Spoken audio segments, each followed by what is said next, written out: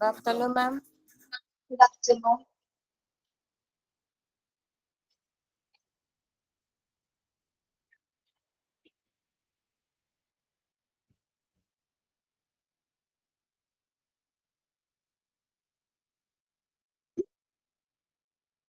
Good afternoon.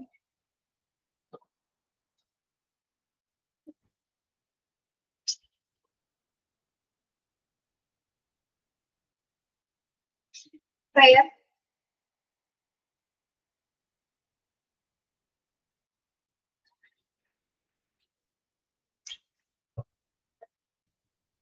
Prayer ആരാണ്? Miss ഞാൻ ചെല്ലാം. എന്തായാലും വൃശ്ചികം ഒന്നല്ലേ, അപ്പൊ അതുമായി ബന്ധപ്പെട്ട് രണ്ടുപേരും ചെല്ലാന്ന് വിചാരിച്ചു. വേദാന്ത പൊരുളിനാകാരശിലയെ കാരുണ്യ കടൽ കണ്ട കലികാല പ്രഭുവേ, കണി കാണാൻ മുന്നിൽ ചെല്ലുമ്പോൾ ദുഃഖങ്ങൾ കർപ്പൂരത്തിരിയായി കത്തുമ്പോൾ അയ്യപ്പൻ കളപച്ചാർത്തണിയാൻ നിൽക്കുമ്പോൾ നെയ്യഭിഷേകം സ്വാമിക്ക്, പാലഭിഷേകം സ്വാമിക്ക്, തിരുവാഭരണം സ്വാമിക്ക്, തിരുവമൃതത്വം സ്വാമിക്ക്. പമ്പാ ഗണപതി പാരിന്റെ അധിപതി കൊമ്പാർന്നുണരണ മൻപിൽ തന്റെ തുമ്പിക്കൈ ചേർക്കണം നെഞ്ചിൽ, വിഘ്നങ്ങൾ പിരി പോലെ തീർക്കണം മുന്നിൽ. പമ്പാ ഗണപതി പാരിന്റെ അധിപതി കൊമ്പാർന്നുണരണ മൻപിൽ തന്റെ തുമ്പിക്കൈ ചേർക്കണം നെഞ്ചിൽ, വിഘ്നങ്ങൾ വിധി പോലെ തീർക്കണം മുന്നിൽ. Thank you ma'am. Good afternoon ma'am. Thank you. Thought of the day.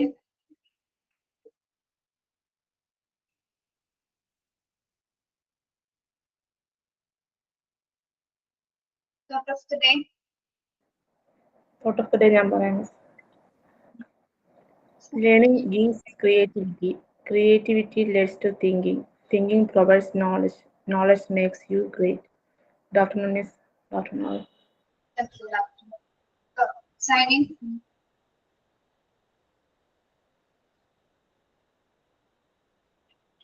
Signing.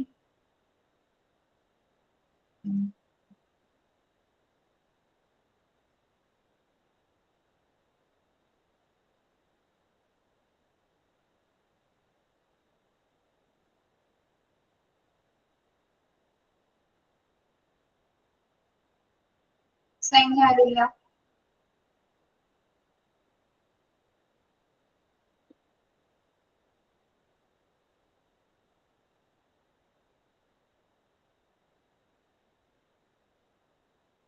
Good afternoon. Sign ചെയ്യാൻ ആരില്ല. എന്താണ്?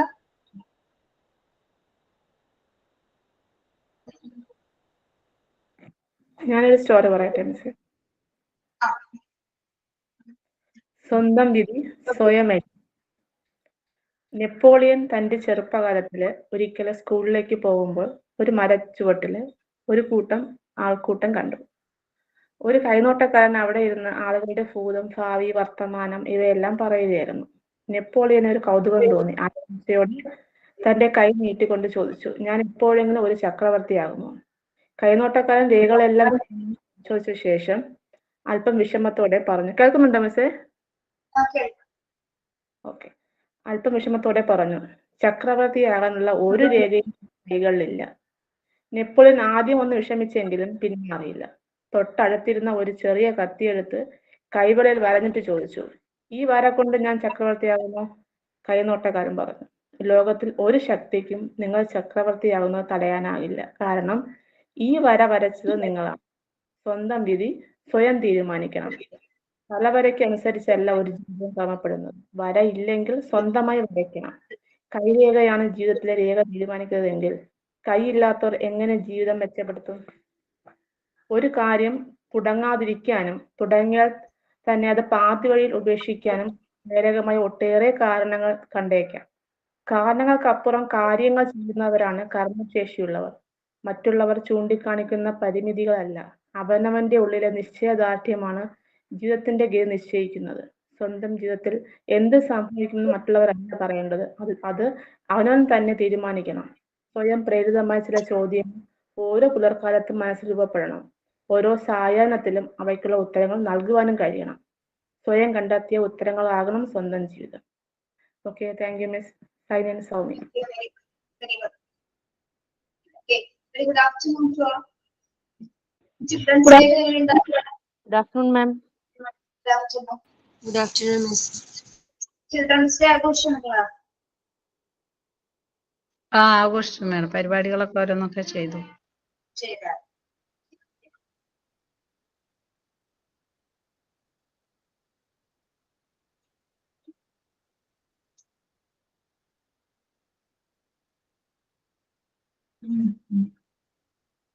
നിങ്ങളോട് കുറച്ച് പോർഷൻസ് ടീച്ചർ പറഞ്ഞിട്ടുണ്ടായിരുന്നില്ലേ എടുക്കാൻ പറഞ്ഞേ? അതെ മാം, ഇന്ന് സെമിനാർ എടുക്കാൻ വേണ്ടിയിട്ട് പറഞ്ഞിട്ടുണ്ടായിരുന്നു. ഓരോരുത്തർക്ക് ഓരോ ടോപ്പിക്സ് കൊടുത്തിട്ടുണ്ടായിരുന്നു. ടോപ്പിക്സ് തന്നിരുന്നല്ലോ. ടോപ്പിക്സ് ഉണ്ടായിരുന്നു madam. സ്ക്രീൻ കാണാമോ? സ്ക്രീൻ കാണാമോ? കാണാം മാം. കാണാം. Okay. നിങ്ങള് how to arrange the black board തുടങ്ങിയല്ലേ പറഞ്ഞത്? അതെ മിസ്. അത് തന്നെ. സുർമിയാണോ? മിസ് എനിക്കായിരുന്നു ആ ടോപ്പിക്. സ്റ്റാർട്ട് ചെയ്യാം. Good morning all. How to arrange the black. ഒരു സെക്കൻഡ്, എല്ലാവരും ശ്രദ്ധിച്ചിരിക്കുക. സുർമി എടുക്കുന്ന ക്ലാസ് മാത്രമേ നിങ്ങൾ കേൾക്കുള്ളൂ കേട്ടോ. ഇതിന് ഞാൻ രണ്ടാമത് എക്സ്പ്ലെയിൻ ചെയ്യില്ല.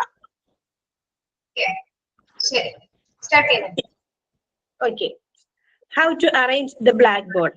If it is the normal light, it should not be from the back side or the board, or particularly from the opposite of the board. ഒരു ബോർഡിന്റെ ഫ്രണ്ടിൽ നിന്നാണെങ്കിലും ബാക്കിൽ നിന്നാണെങ്കിലും നോർമൽ ലൈറ്റ് ഫ്രണ്ടിൽ നിന്നാണെങ്കിലും ബാക്കിൽ നിന്നാണെങ്കിലും അതൊരു ബോർഡിന് ഒരു റിഫ്ലക്ഷൻ ആണ് വരുത്തുള്ളൂ. ബോർഡിലുള്ളത് മുഴുവൻ കാണാൻ കുട്ടികൾക്ക് സാധിക്കില്ല. അതുകൊണ്ട് എപ്പോഴും അതൊരു ടീച്ചർ എൻഷുർ ചെയ്യേണ്ടതാണ്. നമുക്കൊരു ബോർഡ് വിസിബിൾ ആണ്. ഈ ബോർഡില് ഇപ്പോ നോർമൽ ലൈറ്റ് ആണ് വരുന്നത്. ഈ നോർമൽ ലൈറ്റ് വരുമ്പോൾ ഈ ബോർഡിന് കറക്റ്റ് ആയിട്ട് കാണാൻ സാധിക്കില്ല. അതുപോലെ തന്നെ ഈ ബോർഡിന്റെ ബാക്ക് സൈഡിൽ നിന്നാണെങ്കിൽ പോലും ശരിക്കും കാണാൻ സാധിക്കില്ല. എപ്പോഴും സൈഡിൽ നിന്നുള്ള ലൈറ്റ് ആയിരിക്കും ഒരു ബോർഡിന് ഏറ്റവും ഉചിതം. അത് പ്രത്യേകം ശ്രദ്ധിക്കേണ്ട കാര്യമാണ്. Then side lighting is preferable. സൈഡിൽ നിന്നുള്ള ലൈറ്റ് ആണ് ബോർഡിന് ഏറ്റവും പ്രിഫർ ചെയ്യുന്നത്. That too not the from the both side. രണ്ട് വശത്തു നിന്നാണെങ്കിലും കുഴപ്പമില്ല. പക്ഷെ ഫ്രണ്ടിൽ ബാക്കിൽ നിന്നും ഓപ്പോസിറ്റ് സൈഡിൽ നിന്നും ഒരിക്കലും നോർമൽ ലൈറ്റ് ഒരു ബോർഡിന് പ്രിഫറബിൾ അല്ല. അത് പ്രത്യേകം ശ്രദ്ധിക്കണം. ഗ്ലെയർ മേക്കാം. അതിന് നമുക്ക് ഒരു ഗ്ലെയർ ഉണ്ടാകും. അതൊരു കുട്ടികൾക്ക് നല്ല രീതിയിൽ ലെറ്റേഴ്സ് വിസിബിൾ ആയിരിക്കുകയില്ല. Then if it is the electrical light, tube lights are preferable. ഇപ്പൊ ഇത് ഇലക്ട്രിക്കൽ ലൈറ്റ് ഇപ്പൊ എല്ലാ ക്ലാസ്സുകളിലും ഉപയോഗിക്കുന്നത്. ഇലക്ട്രിക്കൽ ലൈറ്റ് ആകുമ്പോൾ ട്യൂബ് ലൈറ്റ്സ് ആണ് ഏറ്റവും പ്രിഫർ ചെയ്യുന്നത്. അല്ലാതെ നമ്മുടെ സാധാരണ ബൾബ് അല്ല, ട്യൂബ് ലൈറ്റ്സ് ആയിരിക്കും കൂടുതൽ പ്രിഫർ ചെയ്യേണ്ടത്. Since spreaded lighting will be there, focus or spot light will give glare. ഒരു ഫോക്കസ് ആയിട്ടുള്ള ഒരു വശത്തേക്ക് മാത്രം, ഒരു പോയിന്റിലേക്ക് മാത്രം ഫോക്കസ് ചെയ്തിട്ടുള്ള ലൈറ്റ് ആണെങ്കിൽ അതിന് ഗ്ലെയർ ഉണ്ടാവും. എല്ലാ ലെറ്റേഴ്സും വിസിബിൾ ആയിരിക്കുകയില്ല. Then the board should not kept on the floor. ഒരിക്കലും ബോർഡ് ഫ്ലോറിൽ വെക്കരുത്. Even if it is LKG, back bench students cannot see the lower part of the board. ഏറ്റവും ബാക്ക് ബെഞ്ചിൽ ഇരിക്കുന്ന കുട്ടികൾക്ക് ബോർഡിന്റെ ഏറ്റവും താഴത്തെ ഭാഗം കാണാൻ സാധിക്കില്ല. If it is kept on the floor, ഫ്ലോറിലാണ് വെക്കുന്നതെങ്കിൽ താഴെ ഭാഗം കാണാൻ സാധിക്കില്ല. ഇപ്പൊ ഇത് ഞാൻ എഴുതിയിട്ടുണ്ട്. Side lights are preferable, tube lights are preferable, don't kept on the floor. ഇതെല്ലാം പ്രത്യേകം ശ്രദ്ധിക്കേണ്ട കാര്യങ്ങളാണ്. അത് കൂടാതെ ഇതല്ലാതെ തന്നെ പറയുന്നതാണെങ്കിൽ ഒരു ബോർഡിനെ സംബന്ധിച്ചിടത്തോളം board is more than A writing space. ഒരു ബോർഡ് എന്ന് പറയുന്നത് ഒരു റൈറ്റിംഗ് സ്പേസിനേക്കാൾ വലുതാണ്. ഒരിക്കലും ഒരു എന്തെങ്കിലും എഴുതുന്ന ഒരു സ്ഥലമല്ല ഒരു ബോർഡ് എന്ന് പറയുന്നത്. In class room board is an important factor. ക്ലാസ്സിലെ എല്ലാ കുട്ടികൾക്കും ഒരു കാര്യം ഒരു സമയത്ത് നമ്മൾ എത്തിക്കാനുള്ള ഒരു മീഡിയേറ്റർ, ഒരു ടീച്ചറിന്റെയും ഒരു സ്റ്റുഡന്റിന്റെയും ഇടയിലുള്ള മീഡിയേറ്റർ ആണ് ഒരു ബ്ലാക്ക് ബോർഡ് എന്ന് പറയുന്നത്. ഒരു ബോർഡ് എപ്പോഴും അട്രാക്റ്റീവ് ആയിരിക്കണം. അതിൽ റിഫ്ലക്ഷൻസ് ഉണ്ടാവരുത്. ഒരു ബോർഡിന്റെ ഒരു ടീച്ചറുടെ റെസ്പോൺസിബിലിറ്റിയാണ് ആ ക്ലാസ് സ്റ്റാർട്ട് ചെയ്യുന്ന സമയത്ത് ആ ബോർഡ് ഇപ്പൊ നീറ്റ് ആക്കുക. അതോടുകൂടി തന്നെ ആ ഒരു ക്ലാസ് റൂമിനെ പറ്റിയുള്ള ഒരു ചെറിയൊരു ഇൻഫോർമേഷൻ, ഏത് ക്ലാസ് ആണ്, ആ ക്ലാസ്സിൽ എത്ര സ്റ്റുഡൻസ് ഉണ്ട്, പ്രസന്റ് എത്ര പേരുണ്ട്, ആബ്സെന്റ് എത്ര പേരുണ്ട്, അതെല്ലാം വളരെ ഭംഗിയ രീതിയിൽ എഴുതി പ്രസന്റ് ചെയ്യുക എന്നത് ഒരു ക്ലാസ് ടീച്ചറിന്റെ ഒരു കടമയാണ്. അതുപോലെ തന്നെ ഒരു മെസ്സി ആയിട്ടുള്ള ഒരു ബോർഡ് എപ്പോഴും ഒരു ക്ലാസ് റൂമിന് മെസ്സി ആയിട്ടുള്ള ഒരു സർക്കംസ്റ്റൻസ് ആണ് നൽകുകയുള്ളൂ.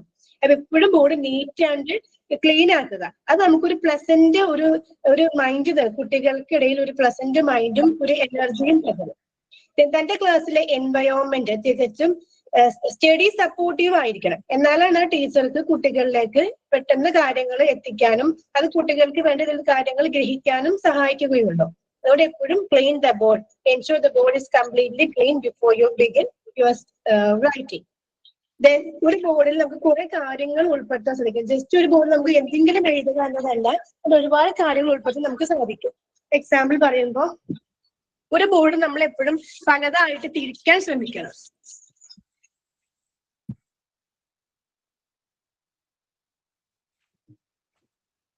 ചോക്ക് കാണില്ല. ഒരു ബോർഡിന്റെ ടോപ്പ് സെന്ററിൽ എപ്പോഴും ആ ഏത് ലെസൺ ആണ് എടുക്കുന്നത്, ലെസണിനെ പറ്റിയുള്ള ഒരു കാര്യങ്ങൾ വേണം. ഓക്കെ, ലെസൺ 1 ആണെങ്കിൽ ലെസൺ 1 എന്ന് എഴുതിയിട്ട് ആ ലെസൺ 1 എന്താണ് പഠിപ്പിക്കുന്നത്, ആ പഠിപ്പിക്കുന്ന കാര്യത്തെ പറ്റി ആ ഹെഡിങ് നമ്മൾ എഴുതി വയ്ക്കും. ഒരു അനിമൽ എന്ന ചാപ്റ്റർ ആണെങ്കിൽ അനിമൽ എന്ന ഒരു ഹെഡിങ് കൂടി വേണം. അതുപോലെ തന്നെ റൈറ്റ് സൈഡ് പോർഷൻ എപ്പോഴും ആ ക്ലാസ്സിനെ കുറിച്ചുള്ള ഒരു ബ്രീഫും ഡേറ്റ് ആ കാര്യങ്ങൾ എഴുതാനായിട്ട് എപ്പോഴും ശ്രദ്ധിക്കണം. ദെൻ ഈ റൈറ്റ് പാർട്ട് എന്ന് പറയുന്നത് എപ്പോഴും പുതിയ വൊക്കാബുലറീസ് ഉണ്ടാവും. ഒരു ചാപ്റ്റർ എടുക്കുമ്പോൾ അതിൽ പുതിയ വൊക്കാബുലറീസ് പഠിപ്പിക്കുന്നുണ്ടാവും. ആ വൊക്കാബുലറീസ് എഴുതാനായിട്ട് ഈ ലെഫ്റ്റ് സൈഡ് എപ്പോഴും യൂസ് ചെയ്യുക. അതിപ്പോ ആ ചാപ്റ്ററിൽ ഒരു ക്യാറ്റിനെ പറ്റി പഠിപ്പിക്കുന്നുണ്ടെങ്കിൽ ആ ക്യാറ്റിന് സ്പെല്ലിങ്ങും കാര്യങ്ങളും അവിടെ എഴുതി വെക്കുക. അപ്പൊ ഒരു പുതിയതായിട്ട് കേൾക്കുന്ന ഒരു കുട്ടിക്ക് ക്യാറ്റിന്റെ മിസ് പറയുമ്പോൾ ഈ ക്യാറ്റിന്റെ സ്പെല്ലിംഗ് എന്താണെന്ന് ബോർഡിൽ നോക്കിക്കുന്ന കാര്യം മനസ്സിലാവും. അപ്പൊ കാര്യങ്ങൾ മനസ്സിലാക്കാനും സ്പെല്ലിംഗ് പഠിക്കാനും സഹായിക്കും. എപ്പോഴും ന്യൂ വേർഡ്സ് വരുമ്പോൾ അത് നമ്മളെപ്പോഴും ലെഫ്റ്റ് സൈഡിൽ എഴുതാൻ ശ്രമിക്കുക. ന്യൂ വേർഡ്സ് ഉള്ളതാണ് ലെഫ്റ്റ് സൈഡ് എന്ന് പറയുന്നത്. പിന്നെ അതുപോലെ തന്നെ ഇപ്പൊ എഴുതുമ്പോൾ എപ്പോഴും കുട്ടികൾക്ക് പണ്ട് കാലത്തൊക്കെ ബ്ലാക്ക് ബോർഡ്സ് യൂസ് ചെയ്യുമ്പോൾ ഈ സൈഡിലാണ് കുട്ടികൾ വിളിച്ചിട്ട് മിസ്സേ കാണുന്നില്ല പറയും. അപ്പൊ പല കുട്ടികൾക്ക് ലെറ്റേഴ്സ് നഷ്ടപ്പെടും. പിന്നെ മറ്റുള്ള കുട്ടികൾ എഴുതുന്നതനുസരിച്ച് അവർക്ക് ഒപ്പം എഴുതാൻ സാധിക്കില്ല. അപ്പൊ അങ്ങനെ പിന്നെ വരുമ്പോൾ അത് ജീവിതത്തിൽ ഒരു ശീലാക്കും. ആ നോട്ട് ഫുൾ കംപ്ലീറ്റ് അല്ല, അത് അങ്ങനെ അങ്ങോട്ട് പൊക്കോളുന്നുള്ള ചിന്ത അവർക്ക് വരും. അപ്പൊ ഒരിക്കലും അങ്ങനെ വരാതെ ഒരു ടീച്ചർ ശ്രദ്ധിക്കണം. എല്ലാവർക്കും കാണാൻ പറ്റുന്നുണ്ടോ, എല്ലാവരുടെയും നോട്ടിൽ എല്ലാ ലെറ്റേഴ്സും ഉണ്ടോ എന്ന് എപ്പോഴും ടീച്ചർ ശ്രദ്ധിക്കേണ്ട കാര്യമാണ്.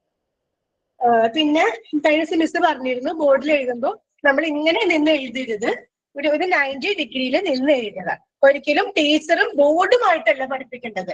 ബോർഡിൽ പല ടീച്ചേഴ്സും എനിക്കൊക്കെ അനുഭവമുണ്ട്. ടീച്ചർ എങ്ങനെ എഴുതിക്കൊണ്ടിരിക്കും, ബാക്കിലെ കുട്ടികൾ അവരവരുടെ ജോലി ചെയ്തുകൊണ്ടിരിക്കും, വർത്തമാനം പറയോ കറക്റ്റ് ചെയ്തുകൊണ്ടിരിക്കും. ഒരിക്കലും ടീച്ചേഴ്സ് അങ്ങനെ ചെയ്യരുത്. ബോർഡുമായിട്ട് ഒരു 90 ഡിഗ്രി എപ്പോഴും കീപ്പ് ചെയ്യാതെ ഒരു ടീച്ചർക്ക് ബോർഡും കാണാൻ സാധിക്കണം, കുട്ടികളെയും കാണാൻ സാധിക്കും, അവർ എന്താ ചെയ്യുന്നത് കാണാൻ സാധിക്കണം. എന്നാൽ അവർക്ക് അതൊരു പേടി ഉണ്ടായി ശ്രദ്ധിക്കാൻ ശ്രമിക്കുള്ളൂ. പിന്നെ അത് മാത്രമല്ല, ബ്ലാക്ക് ബോർഡ് എന്ന് പറയുമ്പോൾ നമുക്ക് കുട്ടികൾക്ക് ഒരുപാട് ഗെയിംസ് പ്രൊവൈഡ് ചെയ്യാൻ സാധിക്കും. അങ്ങനെ വരുമ്പോൾ ക്ലാസ്സിൽ വീക്കായിട്ടുള്ള ഒരുപാട് കുട്ടികളുണ്ടാവും. അപ്പൊ അവർക്കൊക്കെ ക്ലാസ് റൂമായിട്ടും ഈ ഒരു സ്റ്റഡി എൻവയോൺമെന്റ് ആയിട്ടും ഒന്ന് മിങ്കിൾ ചെയ്യാനും ഫുൾ അട്രാക്റ്റീവ് ആക്കാനും സാധിക്കും. അതായത് ഇപ്പൊ പല ഗെയിംസ് നമ്മളിപ്പോ യൂട്യൂബിലൊക്കെ കാണാറുണ്ട്, റീൽസ് കാണുമ്പോൾ കാണാറുണ്ട്. ഇപ്പൊ ഓരോന്ന് ഇങ്ങനെ വരച്ചിട്ട് ഒരു പോയിന്റ് കൊടുത്തിട്ട് ഈ പോയിന്റ് തൊടാതെ ഓരോ പോയിന്റ്സിലേക്ക് ഇങ്ങനെ വരയ്ക്കുക, പിന്നെ സ്നേക്ക് ആൻഡ് ലാഡർ കളിക്കുക, അങ്ങനെ പല ഗെയിംസുകളും നമുക്ക് ബോർഡ് യൂസ് ചെയ്തിട്ടും ചെയ്യിക്കാം. പിന്നെ കൈയക്ഷരം മോശമുള്ള കുട്ടികളെ വിളിച്ച് ബോർഡിലൊക്കെ എഴുതിക്കാമെങ്കിൽ അവർക്കൊരു കോൺഫിഡൻസ് ഉണ്ടാകും. അതിനൊക്കെ ബ്ലാക്ക് ബോർഡ് നമുക്ക് ഉപയോഗിക്കാൻ സാധിക്കുന്നതാണ്. തരത്തിലൊക്കെ നമുക്ക് ബ്ലാക്ക് ബോർഡിനെ ഉപയോഗിക്കാം. ഓക്കെ മിസ്, ഇത്രയാണ് ബ്ലാക്ക് ബോർഡിനെ കുറിച്ച് എനിക്ക് പറയാനുള്ളൂ. എല്ലാവരും അത് ശ്രദ്ധിക്കാം. Thank you ma'am. Thank you. Very good. Thank you Surmi, നന്നായിട്ട് എടുത്തോട്ടോ. നന്നായിട്ട് എക്സ്പ്ലെയിൻ ചെയ്തു, നന്നായിട്ട് പോയിന്റ് വൈസ് ചെയ്ത് ക്ലാസ് ചെയ്തു, കണ്ടന്റ്സ് നല്ല രീതിയിൽ പ്രസന്റ് ചെയ്തു. Thank you so much. Thank you ma'am. Next topic ആരുടെയായിരുന്നു?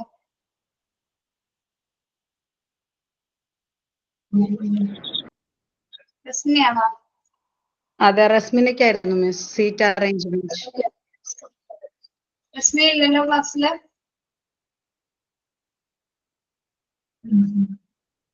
Surumi topic പറഞ്ഞു കൊടുത്തിരുന്നോ? പറഞ്ഞിരുന്നു മിസ്. അത് ക്ലാസ്സിലില്ല. അപ്പൊ അതെന്നാ വന്നാന്ന് എടുത്തോളൂ കേട്ടോ. ഓക്കെ എന്ത് പറ്റി? പ്രശ്നത്തിനൊക്കെ എന്ത് പറ്റി?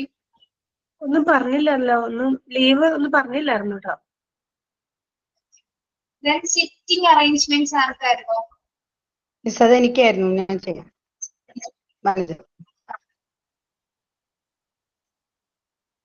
Good afternoon. ആരാണ് എടുത്തോളൂ. Today I have a chance to conduct a small topic, that is seat arrangement. Means sitting arrangement. That it is one of the dubious matters to the teacher, since every parents wants this. Children is sitting to the front. അതായത് പ്രധാന sitting arrangement എന്ന് പറയുമ്പോൾ ഏകദേശം അത് അത്ര dubious ആയ ഒരു തീർച്ചയല്ലാത്തൊരു ടോപ്പിക്കാണ്. എങ്കിലും പാരന്റ്സ് ഏറ്റവും കൂടുതൽ കുട്ടികളെ ഫ്രണ്ടിലാക്കണം എന്നുള്ളൊരു പാരന്റ്സിന്റെ മുന്നിലുണ്ട്. പക്ഷെ അതിലൊന്നും കാര്യമില്ല എന്നുള്ളതാണ് നമ്മൾ പിന്നീട് തിരിച്ചറിയുന്നത്. Some of the students are having eye defect, hearing defect, it is not easily identifiable. അപ്പൊ നമ്മൾ പ്രധാനമായിട്ട് നോക്കുന്നത് ചില കുട്ടികൾക്ക് കണ്ണില് പ്രശ്നങ്ങളോ അല്ലെങ്കിൽ കാതിന് പ്രശ്നങ്ങളോ ഉണ്ടെങ്കിൽ അവരെ നമ്മൾ കൂടുതലായിട്ടും അവരെ ഫ്രണ്ടിലേക്ക് ആക്കി അവർക്ക് മനസ്സിലാവുന്ന തരത്തിൽ അവരെ ഫ്രണ്ടിലാക്കാണ് ചെയ്യുന്നത്.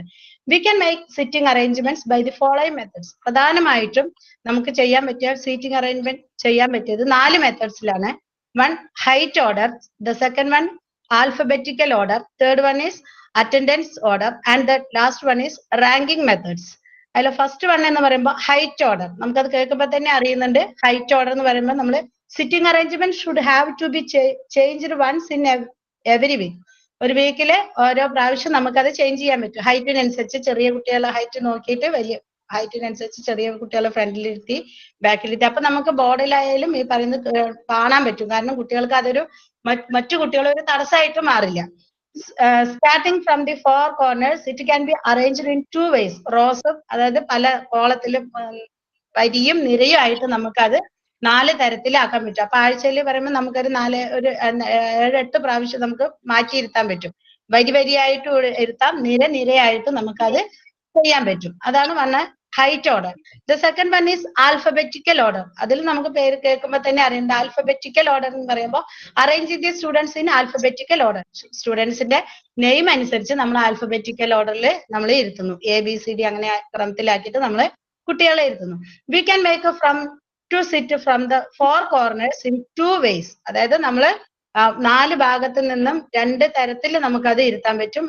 ആൽഫബറ്റിക് ഓർഡറിൽ ലാസ്റ്റ് തൊട്ടിട്ട് ഫ്രണ്ടിലേക്കും ഫ്രണ്ട് തൊട്ടിട്ട് ലാസ്റ്റിലേക്കും. നമ്മൾ മാത്സിൽ പറയുമ്പോൾ അസെൻഡിങ് ഓർഡറിലും ഡിസെൻഡിങ് ഓർഡറിലും അങ്ങനെ 2 തരത്തിൽ നമുക്ക് അതിനെ കണ്ടക്ട് ചെയ്യാനായിട്ട് സാധിക്കും.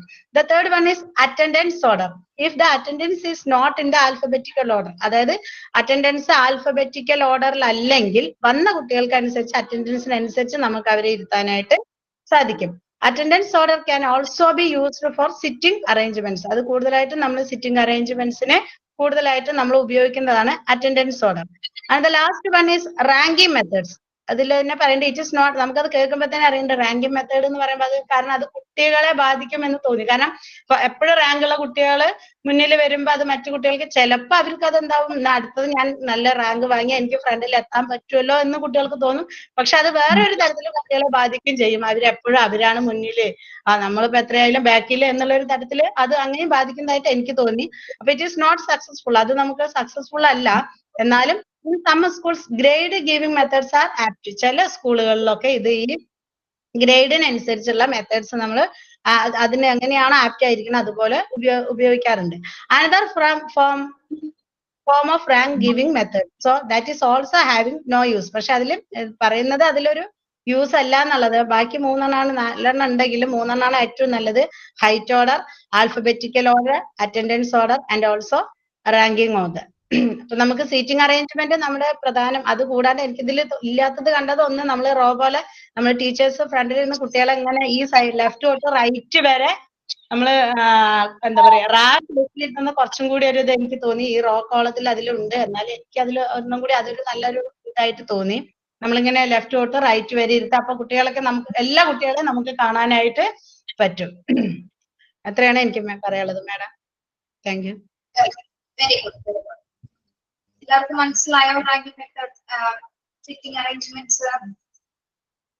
ഇത് ഓരോ ഓർഡേഴ്സ് നിങ്ങൾ പഠിക്കണം കേട്ടോ. Right order, alphabetical, attendance order, rank letter, പേര് ഓർത്ത് വെക്കുക കേട്ടോ. നെക്സ്റ്റ് യൂണിഫോംസ് ആരാണ്? മാം രേവതി. ഗുഡ് ആഫ്റ്റർനൂൺ മാം.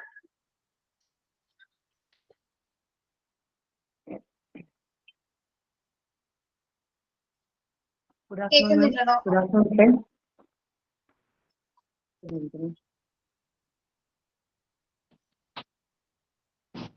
മാം ഇപ്പൊ ക്ലിയർ ആണോ മാം?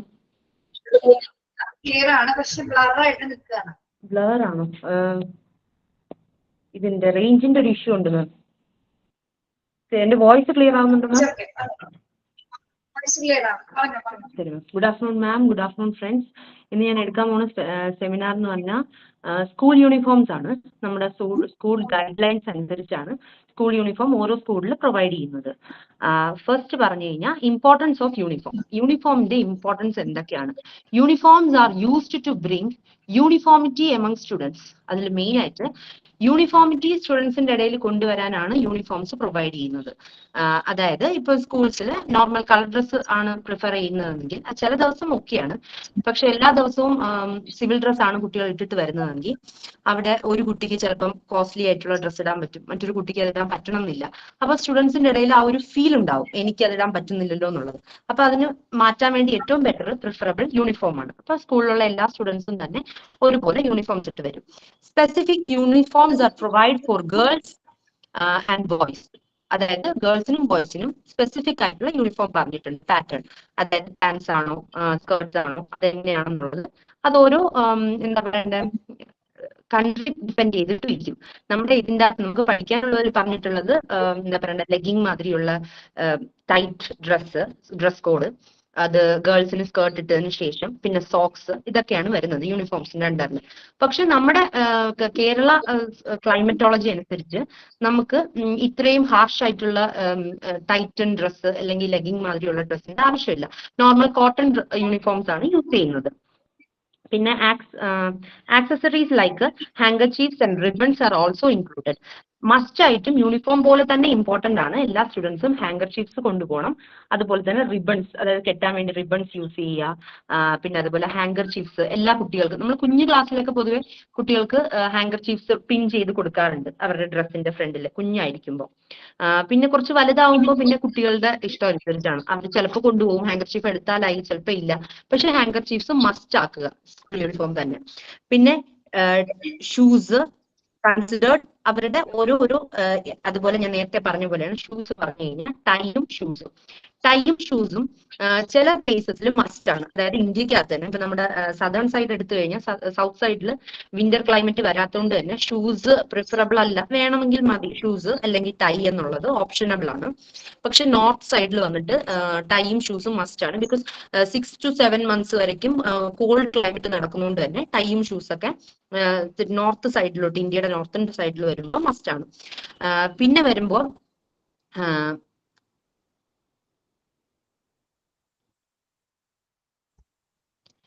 ടീച്ചേഴ്സിന്റെ റെസ്പോൺസിബിലിറ്റി എന്തൊക്കെയാണ്? ടീച്ചേഴ്സിന്റെ റെസ്പോൺസിബിലിറ്റി യൂണിഫോമിൽ വരുന്നത്, teachers are liable to answer if any child is here in class is not wearing the uniform.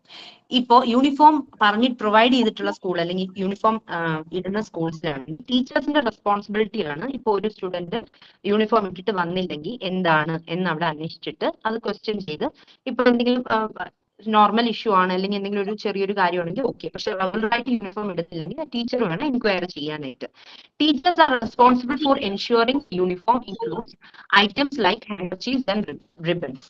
ഇതെല്ലാം തന്നെ ടീച്ചേഴ്സ് വേണം നോക്കാനായിട്ട്. ഹാങ്കർചീഫ്സ് കൊണ്ടുവരുന്നുണ്ടോ? സ്പെഷ്യലി നമ്മൾ ഇമോഷണറി ക്ലാസ് നോക്കുന്നത് മെയിൻ ആയിട്ട് കുഞ്ഞു കുട്ടികളുടെ അണ്ടറിലാണ്. അപ്പം കുഞ്ഞു കുട്ടികളാവുമ്പോൾ നമ്മൾ ശ്രദ്ധിക്കുക, ടീച്ചേഴ്സ് ശ്രദ്ധിക്കുക, അവർ ഹാങ്കർചീഫ് കൊണ്ടുവരുന്നുണ്ടോ, റിബൺസ്, അതായത് അവരുടെ കുഞ്ഞ് എന്താ പറയണ്ടേ ടിഫിൻ ബോക്സ് കവർ ചെയ്യാനുള്ള ഹാങ്കി അല്ല കക്കി മാതിരികൾ കൊണ്ടുവരുന്നുണ്ടോ, ഇതെല്ലാം നമ്മൾ നോക്കണം. Taking care of children's belonging such as tiffin box, chappals, bags, water bottles, pencil box, slate etcetera. ഇതെല്ലാം തന്നെ, അതായത് പിന്നെ അവർ കൊണ്ടുവരുന്ന അവരുടെ ബിലോങ്ങിങ്സ് എന്ന് പറയുമ്പോൾ അവരുടെ എന്താ പറയണ്ട ബാഗിൽ ഉണ്ടാവുന്ന ബോട്ടിൽ, പിന്നെ ടിഫിൻ ബോക്സ്, പെൻസിൽ ബോക്സ്, അവരുടെ സ്കെയിൽ അവരുടെ സ്ലേറ്റ് അവർ കൊണ്ടുവരികയാണെങ്കിൽ അങ്ങനത്തെ ഉള്ള സാധനങ്ങളെല്ലാം അവരെ കൊണ്ടുവരുന്നതെല്ലാം വീട്ടിൽ അതുപോലെ തിരിച്ചു കൊണ്ടുപോകുന്നുണ്ടോ എന്നുള്ളത് ടീച്ചർ വേണം എൻഷുർ ചെയ്യാനായിട്ട്. പിന്നെ student guidelines and issues. എന്തൊക്കെയാണ് സ്റ്റുഡന്റിന് ഉണ്ടാകുന്ന ഗൈഡ് ലൈൻസും ഇഷ്യൂസും? Guidelines regarding badge, tie, belt and new method of pinning identity cards. ഗൈഡ് ലൈൻസിൽ വരുമ്പോഴത്തേക്കും ഇപ്പം ബാഡ്ജസ്, ടൈസ്, ബെൽറ്റ് അല്ലെങ്കിൽ ന്യൂ മെത്തേഡ് ഉണ്ട് പിന്നിങ്, പിന്നെ ഐഡന്റിറ്റി കാർഡ്, ഇതൊക്കെ ടീച്ചേഴ്സ് നോക്കണം ഇവർ ചെയ്യുന്നുണ്ടോ എന്നുള്ളത്. സ്റ്റുഡന്റിന്റെ ഗൈഡ് ലൈൻ ആണ് അതൊക്കെ അവർ ഇട്ടിട്ട് വരിക എന്നുള്ളത്. Discussion on the drawbacks of shoes. ഷൂസിന്റെ ഡ്രോബാക്സ് എന്തൊക്കെയാണെന്ന് നമ്മൾ ഇതിന്റെ കൂടെ നമ്മൾ പറഞ്ഞു പോവുകയാണ്. അതായത് എല്ലാ ക്ലൈമറ്റിലും, ഞാൻ പറഞ്ഞ പോലെ എല്ലാ ക്ലൈമറ്റിലും എല്ലാ സീസണിലും ഷൂസ് പ്രിഫറബിൾ അല്ല. പക്ഷെ ഇപ്പൊ നമുക്കറിയാം മിക്ക സ്കൂൾസും മോസ്റ്റ്ലി എല്ലാ സ്കൂൾസിലും തന്നെ ഇപ്പം ഷൂസ് അവൈലബിൾ ആക്കുന്നുണ്ട്, ഇടാൻ വേണ്ടിയും പറയുന്നുണ്ട്, കമ്പൽസറി ആക്കിയിട്ടുണ്ട്. പക്ഷെ സ്റ്റിൽ ഇപ്പൊ നമ്മുടെ ഭയങ്കര ഹീറ്റ് നിൽക്കുന്ന സമയമാണെങ്കിൽ ഷൂസ് പറഞ്ഞിട്ടുണ്ടെങ്കിൽ തന്നെ യൂണിഫോമിൽ അവർ സ്ലിപ്പറിൽ വരെയാണ്, ചപ്പൽസിൽ വരെയാണെങ്കിൽ നോ ഇഷ്യൂസ്, അവരൊരു കുഴപ്പമില്ല, അവർ ഇട്ടോട്ടെ എന്നുള്ളത് നമ്മൾ പറഞ്ഞ് മനസ്സിലാക്കുക, കുഴപ്പമില്ല. പിന്നെ dressing, late comers categorised into 2 types. ഇതിൽ തന്നെ യൂണിഫോമിൽ തന്നെ വരെയാണ് നമ്മൾ എന്താ പറയണ്ടേ, ലേറ്റ് കമേഴ്സിനെ, അതായത് ലേറ്റ് കമേഴ്സിനെ അഡ്രസ് ചെയ്യുന്നത് 2 ടൈപ്പിലാണ്. അതും ഈ ഡ്രസ്സിങ്ങിന്റെ എന്താ പറയണ്ടത്, നമ്മുടെ യൂണിഫോമിന്റെ അണ്ടറിൽ വരുന്ന ഒരു ഇത് തന്നെയാണ്. ലേറ്റ് കമറായി വരുന്ന കുട്ടികളെ നമ്മൾ ടീച്ചേഴ്സ് ആണ് അതിനെയും അഡ്രസ് ചെയ്യേണ്ടത്. റെഗുലർ ആയിട്ട് ലേറ്റ് ആയിട്ട് വരുന്നവര്, അല്ലെങ്കിൽ വല്ലപ്പോഴും ഒക്കേഷണലി മാത്രം ലേറ്റ് കമേഴ്സ് ആയിട്ട് വരുന്നവരെ അഡ്രസ് ചെയ്യുന്നത് നമ്മൾ തന്നെയാണ്. അപ്പൊ മെയിൻലി ഞാൻ ഇത് പറഞ്ഞ് നിർത്തുകയാണ്. യൂണിഫോം ഹൈലൈറ്റ് ചെയ്യുന്നത് വളരെ ഇമ്പോർട്ടന്റ് ആണ്. അത് കുട്ടികളിൽ എന്താ പറയണ്ടേ, ഇക്വാലിറ്റി എന്നുള്ള ഒരു ഇത് കൊണ്ടുവരും. അതുകൊണ്ട് എല്ലാ സ്കൂൾസും തന്നെ യൂണിഫോം പ്രിഫറബിൾ ചെയ്യണം എന്നാണ് പറയുന്നത്. അതുപോലെ കുഞ്ഞു ക്ലാസ് തൊട്ട് അവരത് യൂണിഫോം ശീലിപ്പിച്ച് കഴിഞ്ഞാൽ ടോപ്പ് ടു ബോട്ടം വരെ യൂണിഫോംഡ് ആയിട്ട് വരാൻ വേണ്ടി ശീലിപ്പിച്ച് കഴിഞ്ഞാൽ ബെസ്റ്റ് ആയിരിക്കും. അത് ഗേൾസിനായിരുന്നാലും ബോയ്സിനായിരുന്നാലും അവരുടെ രീതി അനുസരിച്ച്, അതായത് ഡ്രസ്സപ്പ് ചെയ്യേണ്ട രീതി, അവരുടെ ഇൻസൈഡ് അവരിടേണ്ട ഡ്രസ് കോഡ്സ്, അതെല്ലാം തന്നെ അവരെ ശീലിപ്പിക്കും. കുഞ്ഞു ക്ലാസ് മുതലേ തന്നെ അകത്ത് ഷിമ്മീസ്, പെറ്റ് കോഡ്സ് ഒക്കെ ഗേൾസ് കുഞ്ഞു കുട്ടികൾക്ക് ഇടാനും, അതുപോലെ ഇന്നർ ഗാർമെന്റ്സ് യൂസ് ചെയ്യാനും എല്ലാം തന്നെ നമ്മൾ പ്രിഫർ ചെയ്യിപ്പിക്കുന്നത് വളരെ നല്ലതായിരിക്കും. ഇപ്പൊ നമ്മൾ സ്റ്റാർട്ടിങ് തൊട്ടേ അവർ സ്റ്റാർട്ട് ചെയ്ത് കഴിഞ്ഞാൽ അത് ശീലമാവും. പിന്നെ ഒരു കുഞ്ഞു ക്ലാസ് അല്ലേന്ന് വിചാരിച്ചവർ അതൊന്നും ഇടാതെ ശീലിപ്പിച്ച് കഴിഞ്ഞാൽ ഒരു 1-2 ഇയർ കഴിയുമ്പോൾ അവർക്ക് അത് ഇടാൻ വേണ്ടിയിട്ട് തോന്നത്തില്ല. അപ്പൊ വീട്ടിലുള്ള പാരന്റ്സ് ശ്രദ്ധിക്കുന്ന പോലെ തന്നെ സ്കൂളിൽ വരുമ്പോൾ ടീച്ചേഴ്സും ഇതെല്ലാം ശ്രദ്ധിക്കണം. അവരൊക്കെ ഇതൊക്കെ വെയർ ചെയ്തിട്ടുണ്ടോ? കാരണം കുഞ്ഞു ക്ലാസ്സിലാണ് നമ്മൾ പഠിപ്പിക്കുന്നത്. അപ്പൊ കുഞ്ഞു കുട്ടികളിലാണ് മെയിൻ നമ്മൾ സ്റ്റാർട്ട് ചെയ്യുന്നത്. അപ്പം ഇതെല്ലാം അവർ പറഞ്ഞിട്ടുള്ള അതായത് ഷെഡ്യൂൾഡ് ആയിട്ടുള്ള യൂണിഫോം രീതി, ഏത് സ്കൂളിലാണ് നമ്മൾ ടീച്ചറായിട്ട് പോകുന്നത് അവിടെ ഷെഡ്യൂൾഡ് ആയിട്ടുള്ള രീതി അനുസരിച്ച് നമ്മൾ അവരെ പ്രിഫർ ചെയ്യിച്ച് ഇടാൻ വേണ്ടിയിട്ട് അവരെ ഇപ്പം വീട്ടിൽ നിന്ന് അവരിട്ട് വരുന്നില്ലെങ്കിൽ അവരുടെ അടുത്ത് പറഞ്ഞ് മനസ്സിലാക്കി പാരന്റ്സിന്റെ അടുത്തും പറഞ്ഞ് അവരെ ഇടിപ്പിക്കേണ്ട എന്താ പറയുക റെസ്പോൺസിബിലിറ്റി ടീച്ചേഴ്സിനും ഉണ്ട്. Thank you ma'am. ഞാൻ എന്റെ സെമിനാർ ഇവിടെ നിർത്താണ്. Thank you friends. Very good. Miss രശ്മിയുടെ മെസ്സേജ് ഇപ്പോഴാണ്, അവൾക്ക് ഇന്ന ക്ലാസ്സിൽ കയറാൻ കഴിയില്ല, അപ്പൊ നാളെ ഇട്ടതാന്ന് പറഞ്ഞു സെമിനാർ. അപ്പൊ നിങ്ങൾ നോക്കി, നിങ്ങൾക്ക് എല്ലാവർക്കും അവരുടേതായിട്ടുള്ള പൊട്ടൻഷ്യൽ ഉണ്ട് ക്ലാസ് എടുക്കാനായിട്ട്. ഓക്കെ, അത് 3 പേര് എടുത്താലും 3 രീതിയിലാണ് അല്ലെ. നമ്മൾ ഓരോരുത്തരുടെ ടീച്ചിങ് സ്റ്റൈല് വേറെ രീതിയാണ് അല്ലെ. ഒരാൾക്ക് ഒരാളുടെ ഫോളോ ചെയ്യാൻ പറ്റില്ല. 3 പേർക്ക് അവരുടേതായിട്ടുള്ള പൊട്ടൻഷ്യൽ ഉണ്ട്. ഇന്ത്യയിൽ കുറച്ചുകൂടി ഒന്ന് ഇമ്പ്രൂവ് ചെയ്ത് കഴിഞ്ഞാൽ സൂപ്പർ ആയിരിക്കും കേട്ടോ. നല്ല രീതിയിൽ കണ്ടന്റ് വൈസ് പറഞ്ഞു തരുന്നത് നമുക്ക് മനസ്സിലാവുന്നുണ്ട്. മാത്രമല്ല ഒരു ഓൺലൈനില് ഒരു പ്ലാറ്റ്ഫോമിൽ എന്നിട്ട് എങ്ങനെ പെർഫോം ചെയ്യാൻ പറ്റുന്നുള്ളത്. അപ്പൊ വനജ ക്യാമറ ഓൺ ചെയ്യുന്ന വരുന്നുണ്ടോ? ഞാൻ പറയാൻ വിട്ടുപോയി. ഓൺ ചെയ്യാൻ പറ്റാത്തവരാണെങ്കിൽ കുഴപ്പമില്ല. നിർബന്ധമല്ല വിചാരിച്ചു പറഞ്ഞില്ലല്ലോ. ഇനി ഒരു അവസരം വരുമ്പോ ക്യാമറ ഓൺ ചെയ്യാം കേട്ടോ. എനിക്ക് ഭയങ്കര ഇഷ്ടപ്പെട്ടത് 3 പേർക്കും നല്ല രീതിയിൽ ഒരു അതാണ് വേണ്ടത്. നമുക്കിപ്പോ നിങ്ങൾ ഏകദേശം എന്താ പറയാ 95% നല്ല രീതിയിലുള്ള പിക്ചേഴ്സ് ആയി കഴിഞ്ഞു. ക്ലാസ് റൂം കിട്ടി കഴിഞ്ഞാൽ നല്ല അടിപൊളിയായിട്ട് ക്ലാസ് എടുക്കാൻ പറ്റും. നല്ല പൊട്ടൻഷ്യൽ ഉള്ള ആൾക്കാരാണ്. രേവതി ആണെങ്കിലും രേവതി ഒരു ചെറിയ സബ്ജക്റ്റിനെ ഭയങ്കര സീരിയസ് ആയിട്ടാണ് ക്ലാസ് എടുക്കുന്നത്. നിങ്ങൾ ശ്രദ്ധിച്ചതാണ്. വളരെ അത് ആ ടോപ്പിക്കിന് അത്രയും ഇമ്പോർട്ടൻസ് കൊടുക്കുന്നത്. ചെറിയൊരു ടോപ്പിക്കാണ്, പക്ഷെ അതിൽ ഓരോ കാര്യങ്ങളും പറയണതില് സീരിയസ്നെസ് വന്നത്. അതായത് ഒരു കണ്ടന്റ് എങ്ങനെ പ്രസന്റ് ചെയ്യുമ്പോ നമുക്കത് ശരിക്കും നമുക്കത് ജസ്റ്റ് വായിച്ചു നോക്കുമ്പോൾ ചെറിയ കാര്യങ്ങൾ അതിൽ കൊടുത്തിട്ടുണ്ട്. പക്ഷെ ആ ഒരു പ്രസന്റേഷൻ കുറച്ചുകൂടി വ്യത്യസ്തമായിരുന്നു. അതുപോലെ തന്നെ അവിടെ ഇരുന്ന് വേറെ ബോർഡോ അങ്ങനെ ഒന്നും ഇല്ലാതെ അവിടെ നിന്ന് പ്രസന്റ് ചെയ്യാം. പക്ഷെ നല്ല ഭംഗിയായിട്ട് ചെയ്തു. അതുപോലെ തന്നെ ഇപ്പൊ സൂമി ചെയ്തപ്പോഴും എന്താണ് ക്ലാസ്സിലെ കംപ്ലീറ്റ് പ്രോപ്പർട്ടീസ് ഒക്കെ ഉപയോഗിച്ച് ചെയ്യുന്നത് പോലെ, അതായത് ക്ലാസ് നമ്മൾ കംപ്ലീറ്റ് യൂസ് ചെയ്യുന്ന പോലെയാണ് സൂമി ചെയ്യുന്നത്. അപ്പൊ നിങ്ങളുടെയൊക്കെ വേരിയേഷൻസ് മനസ്സിലായി എത്രത്തോളം പൊട്ടൻഷ്യൽസ് ഉണ്ടെന്ന് നമുക്ക് ശരിക്കും കാണാൻ പറ്റും. അപ്പൊ നിങ്ങൾക്ക് ഇനി സെമിനാർ എടുക്കേണ്ട ടോപ്പിക്സുകൾ വരും. ഇപ്പൊ ലാസ്റ്റ് ചാപ്റ്റേഴ്സ് കംപ്ലീറ്റ് സെമിനാറാണ്. ഇതേപോലെ തന്നെ ഇതിലും നന്നായിട്ട് എടുക്കാൻ ശ്രമിക്കണം കേട്ടോ. ഇതിലും ബെസ്റ്റ് ആയിട്ട് നമുക്ക് എന്തായാലും പറ്റും. നല്ല ടീച്ചേഴ്സ് ആയിട്ട് തന്നെ മാറുന്നത് ഉറപ്പാണ്. സുരഭി ഫസ്റ്റ് ടൈം ആണോ എവിടെയെങ്കിലും പഠിപ്പിച്ചിട്ടുണ്ടോ? ഇല്ല, സ്കൂളിൽ പഠിച്ചപ്പോ സെമിനാർ. രേവതിയോ? ഇല്ല മാം, ഞാൻ ക്ലാസ് മീൻസ് എടുക്കുന്നുണ്ട്, സ്റ്റുഡൻസിന് എടുക്കുന്നുണ്ട് വേറെ. എടുക്കുന്നുണ്ട്. ഓക്കെ, അപ്പൊ 3 പേർക്ക് ഒരുപാട് താങ്ക്സ്, നല്ല രീതിയിൽ പ്രസന്റ് ചെയ്തത്. നെക്സ്റ്റ് നമ്മുടെ സ്ട്രക്ചർ ഓഫ് ദ ക്ലാസ് റൂമില് വേറൊരു ടൈപ്സ് ഓഫ് ക്ലാസ് റൂമിനെ കുറിച്ച് സൂചിപ്പിക്കുന്നുണ്ട്. എന്താണ്? Japanese type of special class, hero heroine making classes. ഇത് എവിടെയെങ്കിലും കേട്ടിട്ടുണ്ടോ നിങ്ങൾ എങ്ങനെ ഒരു ക്ലാസ്സിനെ പറ്റി? ഫസ്റ്റ് ടൈം ആണോ കേൾക്കുന്നത്? അതെ മാം, ഇതുവരെ കേട്ടിട്ടില്ല. പേരിൽ നമുക്ക് അറിയാതെ എവിടത്തെയാണെന്നുള്ളത്. എവിടെയാണ്? ജപ്പാനിലാണ്. Japan. Japan special classroom എന്ന് പറയുന്നത് എന്താണെന്ന് നോക്കാം. To bring out the individual talent a period in a day share to a student of the class. Likewise, this chance is given to every student, he or she is declared as a hero or heroine of the day. Okay. എന്തായിരിക്കും ഇതിന്റെ പ്രത്യേകത ഒരു ക്ലാസ്സിന്റെ? ഇവിടെ നമ്മൾ first ആണ് കൊടുത്തിട്ടുണ്ടോ hero heroine making class. എന്തുകൊണ്ടായിരിക്കും അങ്ങനെ കൊടുത്തിരിക്കുന്നത്? അപ്പൊ ഹീറോയിനും ആരായിരിക്കും അവിടുത്തെ? Boys and girls students students ആണ് അല്ലെ, ഓരോ ഇൻഡിവിജ്വൽസ്. അതായത് ഓരോ ഇൻഡിവിജ്വൽ സ്റ്റുഡൻസിന്റെയും ടാലന്റ് നമുക്ക് ആക്സസ് ചെയ്യാൻ വേണ്ടിയിട്ട് ഒരു ദിവസത്തെ ഒരു പീരീഡ് അല്ലെങ്കിൽ ഒരു ക്ലാസ് പീരീഡ് എന്താണ് ആ കുട്ടികൾക്ക് കൊടുക്കുകയാണ്. എന്തിനു വേണ്ടിയിട്ടാണ്? അവരുടെ ടാലന്റുകള്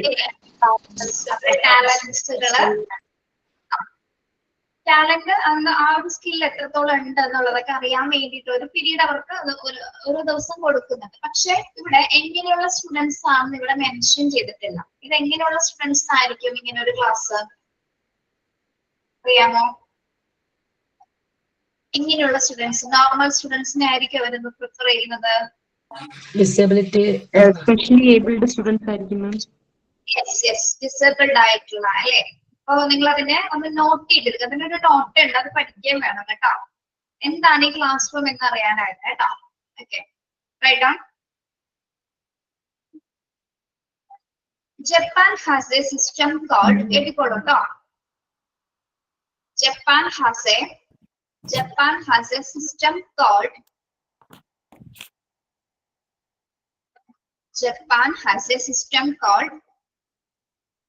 special need education.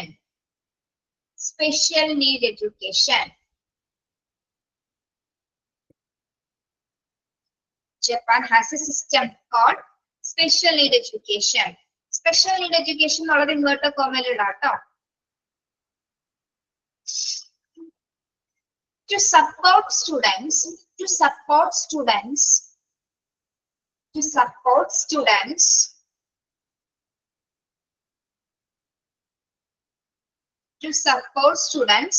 with the physical or mental disabilities,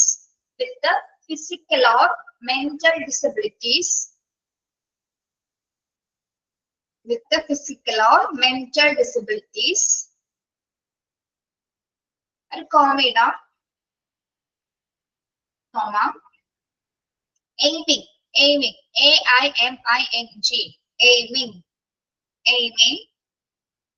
aiming to foster, aim എന്ന് പറയില്ല നമ്മള്.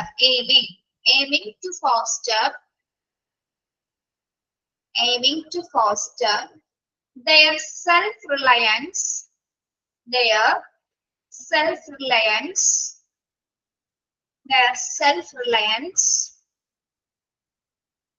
and social participation. Self-reliance and social participation.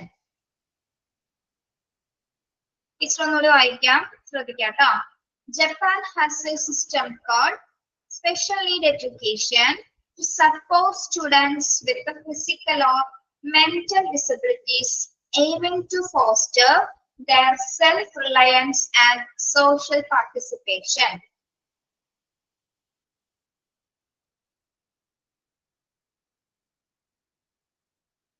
Okay,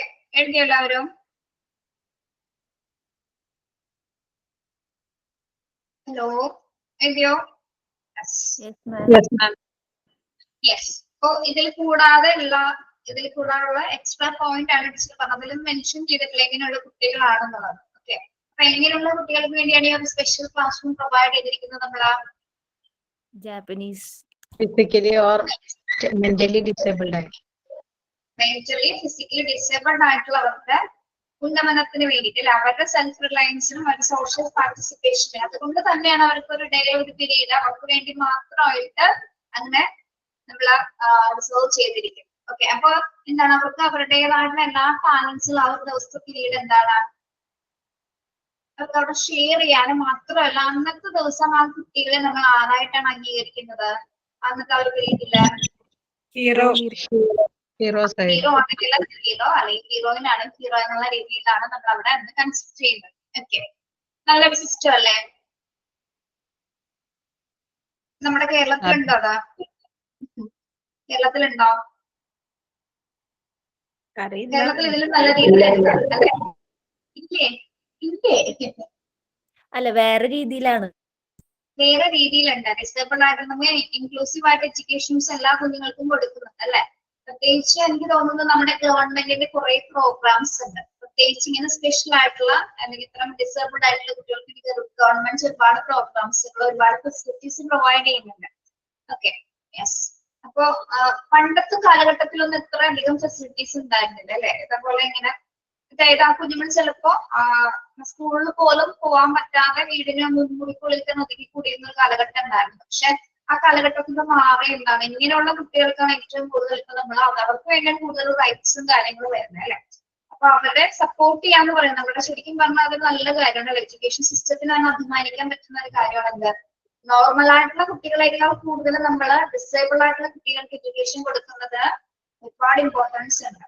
normal ആയുള്ള കുഞ്ഞുങ്ങളെ പഠിപ്പിച്ചെടുക്കുക എന്നുള്ളത് വളരെ സിമ്പിൾ ആണ്. പക്ഷെ അതിന് പറ്റാത്ത കുഞ്ഞുങ്ങൾ, പ്രത്യേകിച്ച് ഇങ്ങനെ മെന്റലി ഫിസിക്കലി ഡിസേബിൾ ആയിട്ടുള്ളവരെ മുന്നോട്ട് കൊണ്ടുവരാൻ എന്ന് പറയുന്നത് ഏറ്റവും ഡിഫിക്കൽട്ട് ആണ്. നിങ്ങൾ ഇത് പഠിപ്പിക്കുന്ന ടീച്ചേഴ്സ് ഉണ്ട്, അല്ലെങ്കിൽ ഡിസേബിൾ ആയിട്ടുള്ള കുട്ടികളെ പഠിപ്പിക്കുന്ന ടീച്ചേഴ്സ് ഒരുപാട് എഫേർട്ട് എടുക്കുന്നുണ്ട് അല്ലെ?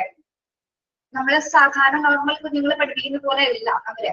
എന്ന് വെച്ചാൽ ആ ടീച്ചറിനെ സംബന്ധിച്ചിടത്തോളം അല്ലെങ്കിൽ ആ ഒരു ഹോൾ സ്കൂളിനെ സംബന്ധിച്ചിടത്തോളം ഏറ്റവും ഡിഫിക്കൽട്ട് ആയിട്ടുള്ള കാര്യങ്ങൾ ചെയ്യും. ശരിക്കും പറഞ്ഞാൽ അവരൊരു ഡിവൈൻ പ്രൊഫഷൻ തന്നെയാണ് കൈകാര്യം ചെയ്യുന്നത്. ടീച്ചിങ് ഓൾറെഡി ഡിവൈൻ പ്രൊഫഷൻ ആണെങ്കിലും ഇങ്ങനെയുള്ള കുഞ്ഞുങ്ങളെ അല്ലെ, ഇങ്ങനെയുള്ള കുഞ്ഞുങ്ങളെ നമ്മുടെ മുൻധാരയിലേക്ക് കൊണ്ടുവരാനായിട്ട് ടീച്ചേഴ്സ് ഒരുപാട്, അതേപോലെ തന്നെ പാരന്റ്സ്, അവരുടെ പാരന്റ്സ് അതേപോലെ തന്നെ ശ്രമിക്കുന്നുണ്ട്. അപ്പൊ നമ്മുടെ കേരളത്തിലും അതേപോലെ ഗവൺമെന്റ് ഒരുപാട് ഓപ്പർച്യൂണിറ്റീസ് പ്രൊവൈഡ് ചെയ്യുന്നുണ്ടെന്ന് നമുക്ക് സന്തോഷം അല്ലെ? അങ്ങനെ നമ്മള് മിക്ക സ്കൂളുകൾ നിങ്ങൾ പറ്റുമെങ്കിൽ ഇങ്ങനെയുള്ള സ്കൂളുകളൊക്കെ ഒന്ന് വിസിറ്റ് ചെയ്യുന്നത് നല്ലതായിരിക്കും. അങ്ങനെയൊക്കെ ഒരു ഓപ്പർച്യൂണിറ്റി കിട്ടുകയാണെങ്കിൽ അവിടെ എങ്ങനെയാണ് ആ ക്ലാസ്സുകൾ, ആ കുട്ടികൾ എങ്ങനെയാണ് ആ ടീച്ചേഴ്സ് ട്രീറ്റ് ചെയ്യുന്നത്, എങ്ങനെയാണ് ആ ക്ലാസ് എൻവയോൺമെന്റ് എന്നൊക്കെ നമ്മൾ പോയി കാണുന്നത് കുറച്ചുകൂടി നല്ലതായിരിക്കും. അപ്പൊ നമുക്ക് കുറെ കാര്യങ്ങള്, അതായത് ഒന്നുമില്ലാത്ത കുട്ടികളെയും ഒന്നുള്ള കുട്ടികളെയും പഠിപ്പിക്കുന്ന സമയത്ത്, അതായത് നോർമലി കുട്ടികളും ഡിസേബിൾ ആയിട്ടുള്ള കുട്ടികളും തമ്മിലുള്ള ഡിഫറൻസ് നമുക്ക് കൃത്യമായിട്ട് മനസ്സിലാവും. അങ്ങനെയൊക്കെ ഒരു അവസരം കിട്ടാണ് ഇങ്ങനെയുള്ള സ്കൂളുകളൊക്കെ പോയി കാണാൻ, വിസിറ്റ് ചെയ്യാൻ കേട്ടോ. മിസ് ഞാൻ പറഞ്ഞിട്ടുണ്ട്, അതിന്റെ ഓട്ടിസം സെന്ററിലാണ് ഞാനിപ്പോ വർക്ക് ചെയ്തുകൊണ്ടിരിക്കുന്നത്. ഡിസബിലിറ്റി കുട്ടികളുടെ ഓട്ടിസം സെന്ററാണ്. നമുക്ക് BRCയുടെ കീഴിൽ വരുന്ന ഈ കുട്ടികൾക്ക്, അപ്പൊ അവര് നമ്മുടെ സ്പെഷ്യൽ ടീച്ചേഴ്സ് പോകുന്ന 1-2 ദിവസങ്ങളിൽ നമ്മുടെ ഗവൺമെന്റ് സ്കൂളുകളിൽ പോകും. അതല്ലാത്ത ദിവസം ചിലപ്പോൾ നമ്മുടെ മറ്റു ടീച്ചേഴ്സിന് അവരെ കൈകാര്യം പറ്റിയെന്ന് വരില്ല. അപ്പൊ അതല്ലാത്ത ദിവസം നമുക്ക് ഇവിടെ നമ്മുടെ ഓട്ടിസം സെന്ററിൽ അവരെ കൊണ്ടുവരും. ഇവിടെ നമ്മൾ പറഞ്ഞു കൊടുക്കുക. ഞങ്ങൾ 3 സ്റ്റാഫ് ഉണ്ട് ഇവിടെ. അതിന്റെ ഗ്യാപ്പിലാണ് ഞാൻ കയറുന്നത്. ചില ദിവസം എനിക്ക് ഉച്ചയ്ക്ക് കുട്ടികൾ കൂടുതലാണെങ്കിൽ ചിലപ്പോ ക്ലാസ്സിൽ കയറാൻ പറ്റാറില്ല. ഇവിടെ ഇതിനനുസരിച്ച് ഞാൻ ഇവിടെ ഉള്ളവരോട് പറഞ്ഞിട്ടാണ്, അവിടെ 2 സ്റ്റാഫും കൂടി ഉണ്ട്. അപ്പൊ ഒരു മണിക്കൂർ അവർ എനിക്കാക്കി തന്ന റൂമിലൊന്ന് മാറിയിരിക്കും. പിന്നെ ഇത് കഴിഞ്ഞിട്ട് ഇനി ഭക്ഷണമൊക്കെ കൊടുക്കലും ഒക്കെ എല്ലാവരും കൂടി ഒരുമിച്ച് ചെയ്യും. സമഗ്ര ശിക്ഷയുടെയാണ്. അപ്പൊ ഇങ്ങനെയുള്ള കുട്ടികളുടെ പ്രധാന പ്രത്യേകത എന്താന്ന് പറയുന്നത്, ഡിസേബിൾഡ് ആയിട്ടുള്ളവർ. നമ്മൾ ഡിസേബിൾ എന്ന് പറയുമെങ്കിലും അവർക്ക് നോർമൽ കുട്ടികളെക്കാൾ സ്പെഷ്യൽ ആയിട്ടുള്ള കുറെ കാര്യങ്ങൾ ഉണ്ടായിരിക്കും അല്ലെ. എസ്പെഷ്യലി അവരിൽ ഏറ്റവും കൂടുതലുള്ള ഒരു കണ്ടന്റ് എന്ന് പറയുന്നത് ലവ് ആണ്, സ്നേഹം അല്ലെ. അത് കുട്ടികൾക്ക് ഒരുപാട് ഉണ്ടായിരുന്നു. കാരണം അത് ശരിക്കും നമുക്ക് നിങ്ങൾ വീഡിയോസ് കണ്ടിട്ടുള്ളവരാണ്, റിയൽ ആയിട്ട് കണ്ടവർ അറിയാൻ പറ്റും. ഭയങ്കര സ്നേഹമാണ് കുട്ടികൾക്ക്. നമുക്ക് സാധാരണ കുട്ടികൾക്ക് അത്രയും ഉണ്ടാവില്ല. പക്ഷെ അവരുടെ അധ്യാപകർ, അവരുടെ കൂട്ടുകാർ, അവരുടെ ടീച്ചേഴ്സ് അല്ലെങ്കിൽ മറ്റു സ്കൂളുമായി ബന്ധപ്പെട്ടവരെല്ലാം അവരോട് ആ കുഞ്ഞുങ്ങൾക്ക് വളരെ എന്താ പറയാ, അവർ ശരിക്കും പറഞ്ഞ ആ ഒരു മനുഷ്യന്റെ ആ ഒരു വാല്യൂ എന്ന് പറഞ്ഞാൽ സ്നേഹം എന്ന് പറഞ്ഞ കണ്ടന്റ് ഏറ്റവും കൂടുതൽ അങ്ങനെയുള്ള കുട്ടികൾക്കാണ്. അതേപോലെ തന്നെ നോർമൽ കുട്ടികളെ അപേക്ഷിച്ച് നോക്കുമ്പോൾ സ്പെഷ്യൽ ടാലൻസുകൾ തീർക്കുന്നുണ്ട്. നമ്മൾ പ്രൊമോട്ട് ചെയ്ത് മാത്രം അവർക്ക് പുറത്തേക്ക് കൊണ്ടുവരാനായിട്ട് സാധിക്കും. അപ്പൊ നമ്മൾ ഒരിക്കലും ഡിസേബിൾ എന്നൊരു വാക്കിനെ ഒരിക്കലും ഒരു വൈകല്യമായിട്ട് കാണുന്നത്. അത് ശരിക്കും പറഞ്ഞ കുറെയൊക്കെ ബ്ലെസ്സിങ്സും ആണ് അല്ലെ. അവരെ ദൈവം അങ്ങനെയാണ് സൃഷ്ടിച്ചിരിക്കുന്നത്. അത് നല്ല ദൈവത്തിന്റെ അത്ഭുതമായ സൃഷ്ടികളിൽ പെടുന്നവരാണ് അല്ലെ. അപ്പൊ അങ്ങനെയുള്ള കുട്ടികളെ പഠിപ്പിക്കാൻ പറ്റുന്നത് നമുക്ക് നല്ലൊരു കാര്യമാണ്. കാരണം അത് ദൈവത്തിന്റെ കുഞ്ഞുങ്ങളാണ്, എല്ലാവരും ദൈവത്തിന്റെ കുഞ്ഞുങ്ങളാണ് അല്ലെ. അപ്പൊ അങ്ങനെ നിങ്ങൾക്ക് എന്തെങ്കിലും ഒരു ക്ലാസ് ചാർജ് ഒക്കെ വരികയാണെങ്കിൽ ഒരിക്കലും നിങ്ങളത് വേണ്ടാന്ന് വെക്കരുത് കേട്ടോ. അങ്ങനത്തെ സ്കൂളുകളിലൊക്കെയാണ് വേക്കൻസീസ് ഒക്കെ വരുവാണെങ്കിലും നിങ്ങൾ ധൈര്യമായിട്ട് പോവാം. നമുക്ക് അവിടെ പോയി ചെയ്യാൻ ഒരുപാട് കാര്യങ്ങളുണ്ട്. ഒരുപാട് കാര്യങ്ങൾ എന്ന് വെച്ചാൽ നമുക്ക് വേണ്ടി ദൈവം ഒരു ഓപ്പർച്യൂണിറ്റീസ് തന്നെ അറിയാം. അപ്പൊ ഏത് സ്കൂള് ഇന്ന സ്കൂൾ എന്ന് പറഞ്ഞാൽ നമ്മൾ ഒന്നിനെയും മാറ്റി നിർത്തണം. മാക്സിമം പറ്റുന്ന അവസരങ്ങൾ ഒരു പ്രാവശ്യം വരുള്ളൂ. നമ്മള് തേടി പോകുമ്പോൾ ഇതൊന്നും വരില്ല. ഇങ്ങോട്ട് തേടി വരുന്ന സമയത്ത് നമ്മൾ അത് ചൂസ് ചെയ്യും. അതാണ് വേണ്ടത്. ഓക്കെ, പിന്നീട് വരും പ്രതീക്ഷിച്ചിരുന്ന ചിലപ്പോ വന്നെന്ന് ഇരിക്കില്ല അല്ലെ. നിങ്ങളുടെ ആഗ്രഹം മാത്രം ഒരിക്കലും. പിന്നെ നമ്മൾ അതിനു വേണ്ടി കുറെ നടക്കേണ്ടി വരും. അപ്പൊ ഇന്നോട് വരുന്ന എന്ത് ചാൻസും അക്സെപ്റ്റ് ചെയ്യാനായിട്ട് നിങ്ങൾക്ക് പറ്റുമെങ്കിൽ, അതാണ് ഏറ്റവും ഇമ്പോർട്ടന്റ്. നിങ്ങൾക്ക് പറ്റുമെങ്കിൽ ഏത് തരം ടൈപ്പ് ഓഫ് സ്കൂളാണെങ്കിൽ പോലും നിങ്ങൾ അത് അറ്റൻഡ് ചെയ്യാന്നുള്ളതാണ്. ഓക്കെ, അങ്ങനെ മനസ്സിനെ പ്രാപ്തമാക്കുക. നിങ്ങൾക്ക് എന്തായാലും പറ്റും. നിങ്ങളെല്ലാം നല്ല കപ്പാസിറ്റി ഉള്ള ആൾക്കാരാണ്, സ്കിൽഡ് ആയിട്ടുള്ളവരാണ്. അപ്പൊ നിങ്ങൾക്ക് അതെല്ലാം സാധിക്കട്ടെ എന്ന് പറയുന്നു. നമ്മുടെ structure of the class room എന്ന ഇതിനൊക്കെ ഡിസേബിൾഡ് എന്ന് പറയുന്നതിനെക്കാട്ടും ഡിഫറെന്റ് ഏബിൾഡ് ആയിട്ടാണ് നമ്മൾ കരുതിയാൽ മതി. ഡിഫറെന്റ്ലി ഏബിൾഡ് ആണ് അവിടെ ഓരോരുത്തരും തന്നെ, ഓരോ സ്റ്റുഡൻസും.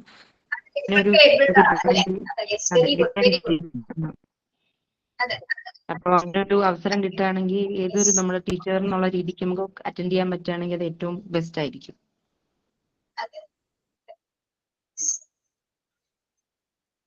പിന്നെ അങ്ങനെയുള്ളവരെ നമ്മൾ കൈകാര്യം ചെയ്യുമ്പോൾ നമുക്ക് ഏറ്റവും കൂടുതലുള്ള ഒരു ക്വാളിറ്റി എന്ന് പറയേണ്ടത് പേഷ്യൻസ് ആണ് അല്ലെ. നമ്മൾക്ക് അങ്ങേയറ്റം ക്ഷമ വേണം. കാരണം നമ്മുടെ നോർമൽ കുട്ടികളല്ല അവര് അല്ലെ.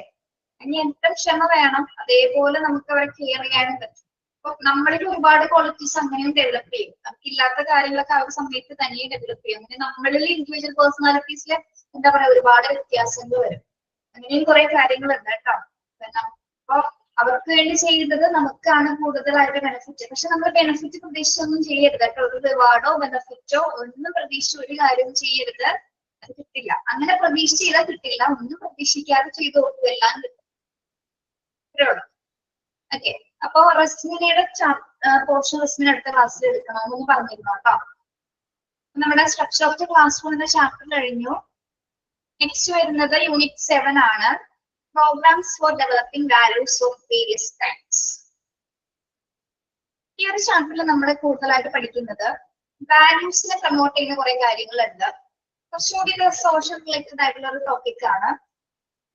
പിന്നെ അതില് പ്രധാനമായിട്ടൊന്ന് ജസ്റ്റ് ഒന്ന് പറഞ്ഞു പോയാണ് ബ്രീഫ് ചെയ്ത്. നമ്മൾ കമ്മ്യൂണിറ്റി പ്രയറിന്റെ ഇമ്പോർട്ടൻസ് എന്താണ്, ഹെൽത്ത് ആൻഡ് ക്ലീനിനെസ് പ്രോഗ്രാംസിന്റെ ഇമ്പോർട്ടൻസ് എന്താണ്, SUPW എന്താണ്, സ്പെഷ്യൽ ക്ലാസ് റൂംസ് ഏതൊക്കെയാണ്, cultural and recreation activities, citizenship training program, social service program, അങ്ങനെയുള്ള സൊസൈറ്റി റിലേറ്റഡ് ആയിട്ട് വരുന്ന എങ്കിലും വാല്യൂസ്.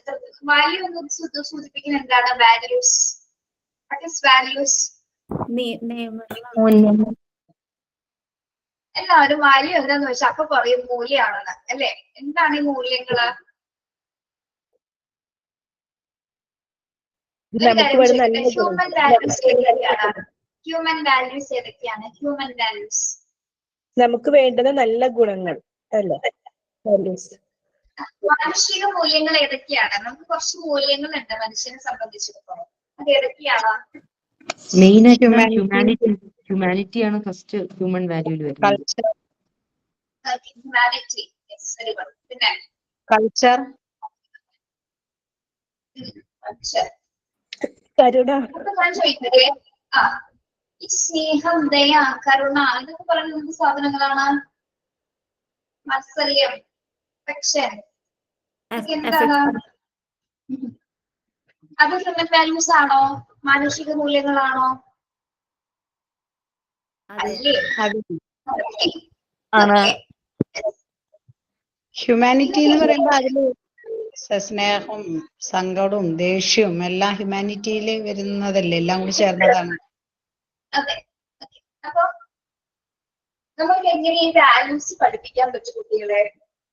ഇത്തരം മാനുഷിക മൂല്യങ്ങൾ നമ്മൾ എങ്ങനെ പഠിപ്പിച്ചു കൊടുക്കാൻ പറ്റും? പഠിപ്പിക്കാൻ പറ്റും? വാല്യൂസ് പഠിച്ചെടുക്കേണ്ട ഒന്നാണോ തനിയെ രൂപപ്പെടുന്നതാണോ? നമ്മളിലൂടെ അവർ പഠിക്കണതല്ല. കുഞ്ഞു കുട്ടികളായിരിക്കുമ്പോൾ ആദ്യം നമ്മൾ അവരെ കാണിച്ചു കൊടുക്കണം എങ്ങനെയാണ് കെയറിങ് ഷെയറിങ് എല്ലാം കാണിക്കേണ്ടത്.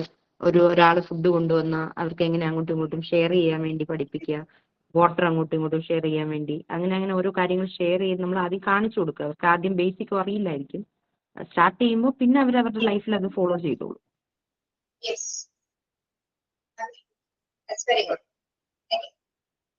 അപ്പൊ നമ്മള് പറഞ്ഞു കൊടുത്തിട്ട് അല്ലെങ്കിൽ നമ്മൾ അവർക്ക് എക്സ്പീരിയൻസ് ചെയ്യുമ്പോൾ മാത്രം അതിന്റെ വാല്യൂ എന്താണെന്ന് അവർക്ക് അറിയാൻ പറ്റും. അത് നമ്മുടെ കോമൺ ആയിട്ടുള്ള മാനുഷികമായിട്ടുള്ള മൂല്യങ്ങൾ കിട്ടും. ഷെയറിങ്, കെയറിങ് ഒക്കെ പറയുന്ന കാര്യമുണ്ട് അല്ലെ?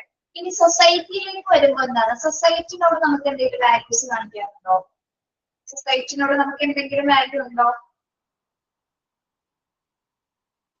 ഉണ്ട് മാം. ഈ സോഷ്യലി നമ്മൾ ജീവിക്കുന്ന ആളുകളായതുകൊണ്ട് തന്നെ നമുക്ക് സോഷ്യലി ആൾക്കാരുടെ കൂടെ മിങ്കിൾ ചെയ്യാനും സൊസൈറ്റിയുടെ കൂടെ നമുക്കൊരു ഇതുണ്ട്. നമ്മള് സൊസൈറ്റിയിൽ ജീവിക്കുന്ന ആളുകളായതുകൊണ്ട് തന്നെ.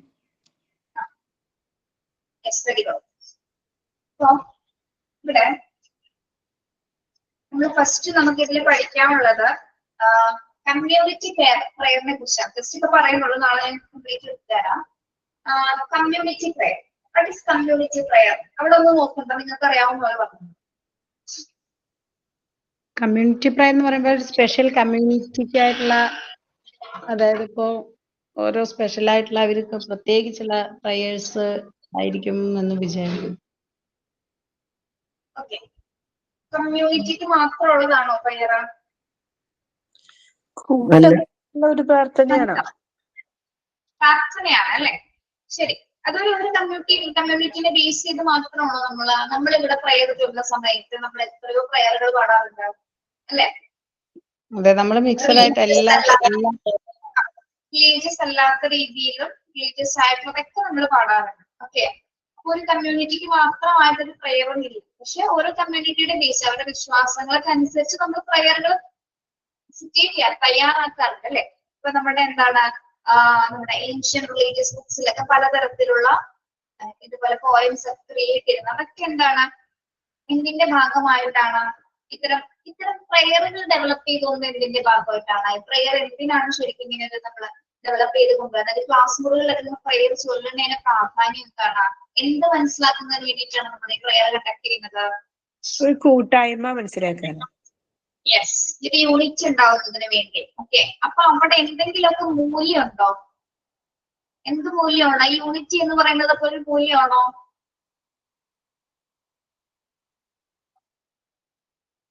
യൂണിറ്റി മൂല്യമാണോ? അതെ അതെ അതെ. അതായത് നമ്മൾ എങ്ങനെ പ്രയർ ചൊല്ലുന്നത്? എല്ലാവരും ഒരുമിച്ച് സ്കൂളിലാണെങ്കിൽ ഒരു 5-8 പേര് പാടാൻ വേണ്ടി സ്റ്റേജിൽ ഉണ്ടായിരിക്കും. എല്ലാ കുട്ടികളും എല്ലാ ടീച്ചേഴ്സും ഓൾ സ്കൂൾ എന്താണ് എഴുന്നേറ്റ് നിന്ന് പ്രയർ സ്റ്റാർട്ട് ചെയ്യുന്ന സമയത്ത് അത് തീരുന്നത് വരെ നമ്മൾ ഒരുമിച്ചാണ് അല്ലെ? ഒരുമിച്ച് ചൊല്ലുന്നു. അത് തീരുന്നത് വരെ എന്താണ് സ്പെഷ്യൽ അറ്റ്മോസ്ഫിയർ ആണ് ആ ഒരു സമയത്ത്. അപ്പൊ എന്താണ് എല്ലാവരും ഈക്വൽ ആയിട്ട് നിൽക്കുകയാണ് അവിടെ. ആ പ്രയറിൽ പറയുന്ന കാര്യങ്ങൾ എന്തൊക്കെയായിരിക്കും? ആ പ്രയർ ഒരു പ്രാർത്ഥനയെന്ന് സൂചിപ്പിക്കുമ്പോൾ എന്തൊക്കെ കാര്യങ്ങളാണ് അതിൽ കംപ്ലീറ്റ് വരുന്നത്? കംപ്ലീറ്റ് വാല്യൂസ് ഡെവലപ്പ് ചെയ്യുന്ന കാര്യങ്ങളല്ല അതില്. അതെ എല്ലാവർക്കും തന്നെയും കൂടിയാണ് അതെല്ലാം. ഒരാൾക്ക് വേണ്ടി യെസ്. എല്ലാവർക്കും നന്മ വരുന്നതും ഗോഡിനോട് താങ്ക്സ് പറയുന്നതും അതൊക്കെ ആയിരിക്കും കൂടുതലും വരുന്നത്. നമുക്ക് പ്രയറിൽ ഏതെങ്കിലും ഒരു ഭാഗത്ത് ഒരു നെഗറ്റീവ്സ് കാണാൻ പറ്റുമോ? പ്രയറിന്റെ ഏതെങ്കിലും ഒരു ലൈൻസിലോ അല്ലെങ്കിൽ എവിടെയെങ്കിലും നെഗറ്റീവ്സ്? ഇല്ല, പ്രയർ എന്ന് പറയുമ്പോൾ തന്നെ ഒരു പോസിറ്റീവ് എനർജി കിട്ടാവുന്നതിനാണല്ലോ. നെഗറ്റീവ്സ് ഉണ്ട്. കാരണം നമ്മൾ ചില ലിറിക്സില് നമുക്ക് പറ്റാത്ത കാര്യങ്ങൾ നിങ്ങൾ ഒരിക്കലും യൂസ് ചെയ്യരുതേ എന്നുള്ള രീതിയിൽ നമ്മൾ പാടാറില്ലേ പ്രയറില്? പറയാറുണ്ട്. അതായത് നമുക്ക് നിഷേധമായിട്ടുള്ള കാര്യങ്ങൾ ഒരിക്കലും വരരുതേ, എല്ലാവർക്കും ഒരുമിച്ച് നല്ലതുണ്ടാവണം എന്നല്ലേ നമ്മൾ പറയാറ്. നെഗറ്റീവ്സ് നമ്മൾ അത് ഉൾപ്പെടുത്തുന്ന എന്തിനാണ്? അത് നമുക്ക് തിരിച്ചറിയാൻ, അത് നെഗറ്റീവായ ഒരു വാക്കാണെന്ന് തിരിച്ചറിയാൻ വേണ്ടിയിട്ടാണ് പ്രയറിൽ നമ്മൾ ഇപ്പോ ഇത് പ്രയർ ആണെന്ന് ഓർക്കുന്നില്ല, അതിൽ പറയുന്നുണ്ട് കുറച്ച് ലൈൻസിൽ അങ്ങനെ പറയുന്നുണ്ട്. അപ്പൊ നമുക്ക് മനസ്സിലാവും ചെയ്യാൻ പാടില്ലാത്ത കാര്യങ്ങളാണെന്ന് കുട്ടികൾക്ക് മനസ്സിലാവും. അതായത് അങ്ങനെയുള്ള എക്സ്പ്ലനേഷൻസ് അല്ല, പക്ഷെ ലിറിക്കലിയാണ് കൊടുക്കുന്നത്. ഒരു നമ്മളിപ്പോ പ്രയർ എന്ന് പറയുമ്പോൾ എന്താണ് ലിറിക്കൽ ആയിട്ടുള്ള വേർഡ്സിലായിരിക്കും വരുന്നത് അല്ലെ? ഓക്കെ. അപ്പൊ അവിടെ അത് കംപ്ലീറ്റ് ആ ഒരു അറ്റ്മോസ്ഫിയർ ആ ഒരു സമയത്ത് എന്ന് പറയുമ്പോൾ എല്ലാവരും ഒരേപോലെ നിന്ന് യൂണിറ്റി എന്നൊരു വാല്യൂ അവിടെ ഡെവലപ്പ് ചെയ്യും. മാത്രമല്ല ഈ പ്രയറിൽ പറയുന്ന കാര്യങ്ങൾ നമ്മൾ ഒരേപോലെ അത് വാല്യൂ എടുക്കുകയാണ് അല്ലെ? പ്രയറിലുള്ള എല്ലാ ലിറിക്സും തുടക്കം മുതൽ അവസാനം വരെയുള്ള ലിറിക്സ് നമ്മൾ എത്രത്തോളം പ്രാധാന്യത്തോടുകൂടി കേൾക്കുന്നു. പ്രയർ ചെല്ലുന്ന സമയത്ത് ആരെങ്കിലും എന്തെങ്കിലും ബഹളം ഉണ്ടാക്കുന്ന നിങ്ങൾ കണ്ടിട്ടുണ്ടോ? നേരെ എന്തെങ്കിലും പറയുന്നത് കണ്ടിട്ടുണ്ടോ? ടീച്ചേഴ്സോ സ്റ്റുഡൻസോ ചിലപ്പോൾ ബഹളം ഉണ്ടാക്കാറുണ്ട്, എങ്കിലും നമ്മളത് കംപ്ലീറ്റ് അവിടെ നിന്ന് ചെയ്യും അല്ലെ? അതിനോട് ആ പ്രയറിനോട് കൂടി ഒരു റെസ്പെക്ട് കാണിക്കണം. അപ്പൊ അവിടെ വേറൊരു വാല്യൂ ഡെവലപ്പ് ചെയ്യുന്ന എന്താണ്? റെസ്പെക്ട് എന്ന് പറയുന്നത് എന്താണ്? റെസ്പെക്ട്,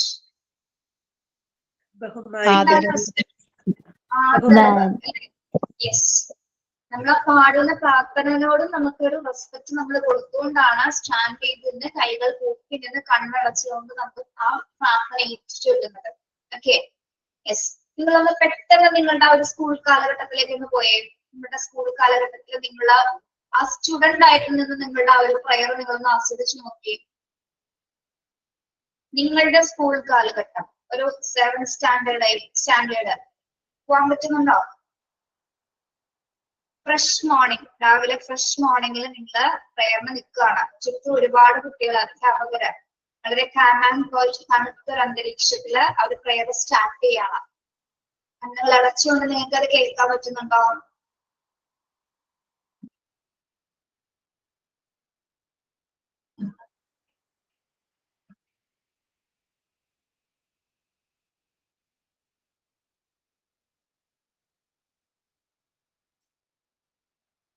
ഹലോ, അന്നൊക്കെ പല കൂട്ടുകാരത്തികളുടെയും കൂട്ടുകാരന്മാരുടെയും ടീച്ചേഴ്സിന്റെ മുഖം വന്നോ? ഫേസ് വന്നോ? മനസ്സിലായി? സംസാരിച്ചു വന്നു. ഓക്കെ, മനസ്സുകൊണ്ട് അവിടെ വരെ പോയി തിരിച്ചു വന്നു. അപ്പൊ ഈ പ്രയോഗവുമായി ബന്ധപ്പെട്ട കാര്യം ജസ്റ്റ് ഇൻട്രൊഡക്ഷൻ പറഞ്ഞു പോകട്ടെ. ഇതൊന്നല്ല നമുക്ക് പഠിക്കാനുള്ളത്. കമ്മ്യൂണിറ്റി പറയാനുള്ള കുറച്ച് വേറെ കാര്യങ്ങളാണ് പഠിക്കാനുള്ളത്. പക്ഷെ ഇന്ന് എടുക്കേണ്ടല്ലോ എന്ന് ജസ്റ്റ് ഒന്ന് എക്സ്പ്ലെയിൻ ചെയ്തോളൂ കേട്ടോ. ഇത് സ്കൂളുകളിലെ നമ്മുടെ കരിക്കുലർ, നമ്മുടെ പാഠ്യപദ്ധതിയുമായി ബന്ധപ്പെട്ട് നമ്മൾ ഡെവലപ്പ് ചെയ്യേണ്ട കുറെ വാല്യൂസ് ആണ് ഇതിൽ പഠിക്കാനുള്ളത്. ഓക്കെ, അപ്പൊ നമുക്ക് അടുത്ത ക്ലാസ്സിൽ എടുക്കാം. നാളെ ഉണ്ടല്ലോ. അപ്പൊ നിങ്ങളൊന്ന് ജസ്റ്റ് ഒന്ന് വായിച്ചിട്ട് പോരാ കേട്ടോ. ഫ്രീ ആവുമ്പോ ഒന്ന് വായിക്കാം. സൈൻ ഔട്ട് ഉണ്ടോ?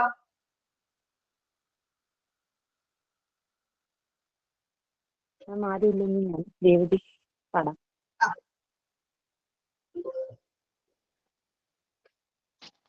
സുഖമാണീ നിലാവ്, എന്ത് സുഖമാണീ കാറ്റ്, അരികിൽ നീ വരുമ്പോൾ എന്തു രസമാണീ സന്ധ്യ, പൂഞ്ചിറകിൽ പരന്നുയരാം കുളിരലയിൽ നനഞ്ഞലിയാം അഴകേ, സുഖമാണീ നിലാവ്, എന്ത് സുഖമാണീ കാറ്റ്. Thank you ma'am. Thank you friends. Very good. Very nice. Thank you.